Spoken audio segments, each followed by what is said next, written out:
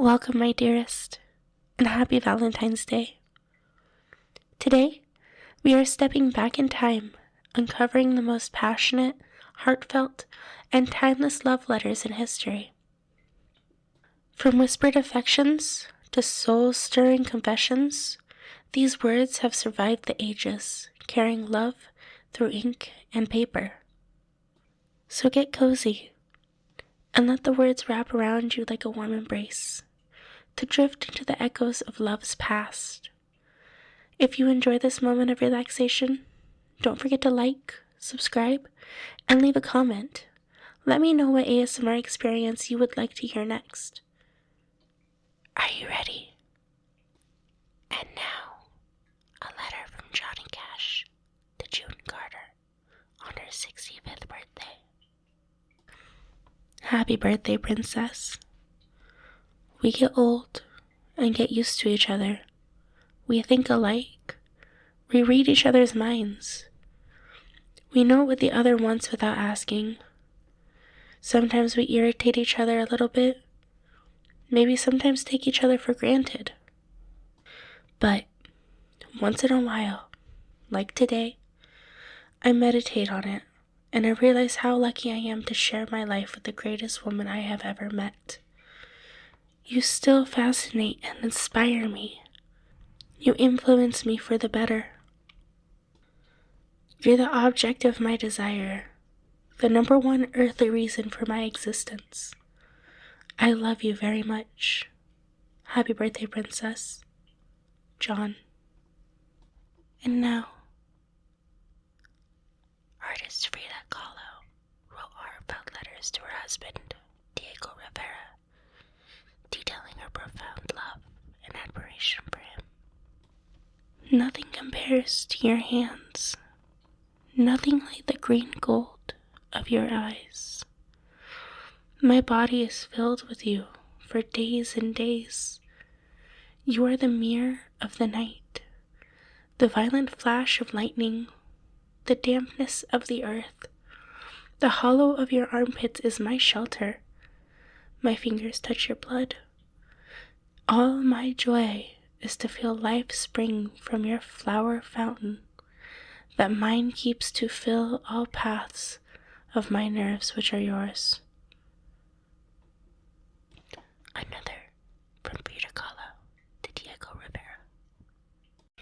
Diego, truth is so great that I wouldn't like to speak or sleep or listen or love, to feel myself trapped with no fear of blood, outside time and magic, within your own fear and your great anguish, and within every beating of your heart. All this madness. If I asked it of you, I know in your silence there would only be confusion. I ask you for violence in the nonsense, and you give me grace, your light and your warmth. I'd like to paint you, but there are no colors, because there are so many in my confusion, the tangible form of my great love. How do I love thee? Sonnet number 43 by Elizabeth Barrett Browning. How do I love thee? Let me count the ways. I love thee to the depth and the breadth and the height my soul can reach when feeling out of sight. For the ends of being and the ideal grace, I love thee to the level of every day's most quiet need by the sun and candlelight. I love thee freely as men strive for right. I love thee purely as they turn from praise. I love thee with the passion put to use in my old griefs and with childhood's faith. I love thee with a love I seem to lose with my lost saints. I love thee with the breath, smiles, tears of all of my life, and if God chose, I shall but love thee better after death. The next poem on our list, Annabel Lee by Edgar Allan Poe. It was many and many a year ago, in a kingdom by the sea, that a maiden there lived whom you may know by the name of Annabel Lee.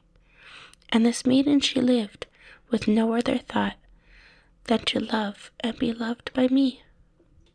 I was a child, and she was a child, in this kingdom by the sea.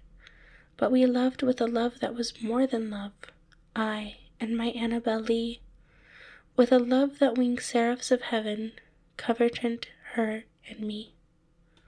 And this was the reason that long ago, in the kingdom by the sea, a wind blew out of a cloud, chilling my beautiful Annabel Lee, so that her high-born kingsmen came and bore her away from me, to shut her up in a sepulchre in the kingdom by the sea.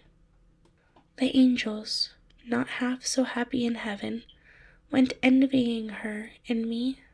Yes, that was the reason, as all men know, in this kingdom by the sea, that the wind came out of the cloud by night, chilling and killing my Annabel Lee. But our love, it was stronger by far than the love of those who were older than we, of many far wiser than we. And neither the angels in heaven above nor the demons under the sea can ever dissever my soul from the soul of the beautiful Annabel Lee. For the moon never beams without bringing me dreams of the beautiful Annabel Lee. And the stars never rise, but I feel the bright eyes of the beautiful Annabel Lee. And so, all the night tide, I lie down by the side of my darling, my life and my bride. In her sepulchre, there by the sea, in her tomb, by the surrounding sea. Up next is Love's Philosophy by Percy Shelley. The fountains mingle with the river, and the river with the ocean. The winds of heaven mix forever with a sweet emotion.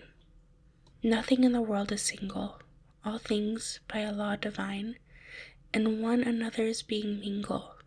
Why not I with thine? See the mountains kiss high heaven, and see the waves clasp one another. No sister flower would be forgiven if it distant from its brother. And the sunlight clasps the earth, and the moonbeams kiss the sea. So what is all this sweet work worth, if thou kiss not me?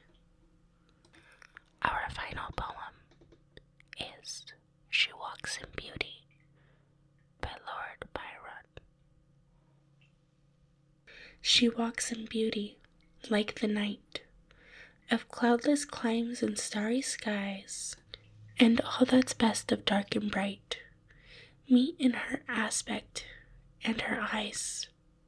Thus mellowed to that tender light, which heaven to the gaudy day denies.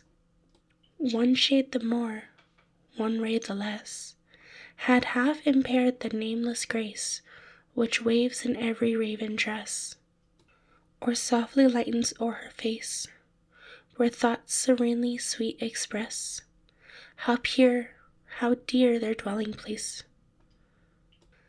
And on that cheek, and o'er that brow, so soft, so calm, yet eloquent, the smiles that win, the tints that glow, but tell of the days in the goodness spent, a mind at peace with all below, a heart whose love is innocent.